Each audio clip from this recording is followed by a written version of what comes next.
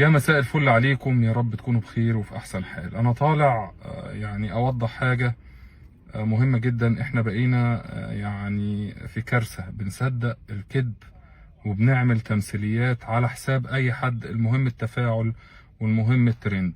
طبعا كلكم شفتم البنت اللي احنا انقذناها امبارح، كانت بنت حوالي 25 سنة، معتدى عليها ضرب، مضروبة يعني، وهدومها متقطعة وماشية في ميدان لبنان حافية. وضعها يعني كان صعب جدا، واحنا ما قدرناش يعني. يمكن دكتور محترم بلغنا، هو متطوع معانا جزاه الله كل خير، بلغنا بالحالة.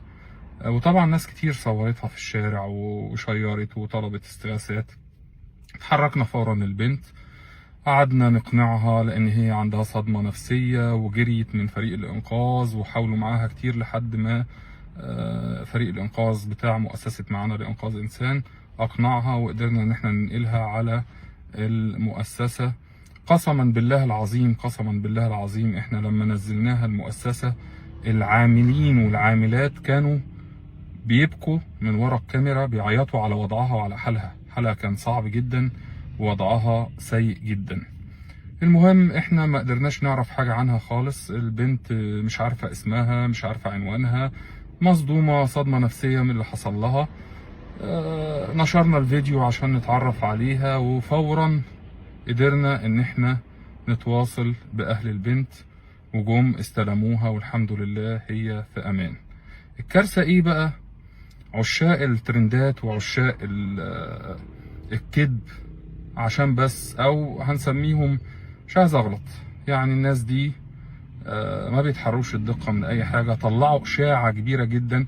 ازاي تشوهوا سمعة بنت بالشكل ده؟ طلعوا اشاعة على البنت ان هي عندها الايدز، ويا جماعة محدش يقرب لها، وهي كانت في اسكندرية، وان اعتدى عليها اكتر من 100 شاب، والناس دي كلها لازم تروح تعمل تحاليل. وقصة كبيرة عريضة جابوها، وحطوا صور انقاذها واحنا بننقذها، وحطوا كلام كتير جدا يرجع لبنت او حادثة حصلت سنة 2017. من غير ما يتحروا الدقة، من غير ما يعني يخشوا للمؤسسة يسألوها، من غير ما يعرفوا اي حاجة، بقوا يرددوا كلام ويخوضوا في سمعة البنت بشكل يعني انا شخصيا مستفز منه. يا جماعة دي اعراض، ازاي انتوا بتتكلموا كده؟ ازاي ما تتحروش دقة بالشكل ده؟ احنا هدفنا من النشر ان احنا نوصل لاهلها، نوصل لاي معلومة عنها. احنا مش عارفين عنها حاجة. انتوا هدفكم ايه؟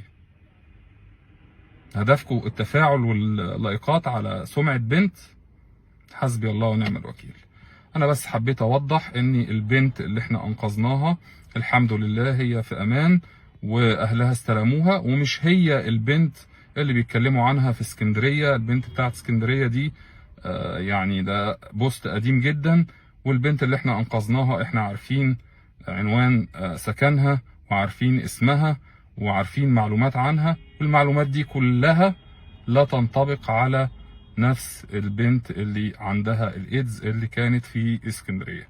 ده وجب التوضيح، ورجاء ما نمشيش ورا الترندات، وما نمشيش ورا الصفحات اللي بتنزل اخبار كاذبة بدون اي دليل. شكرا ليكم، سلام.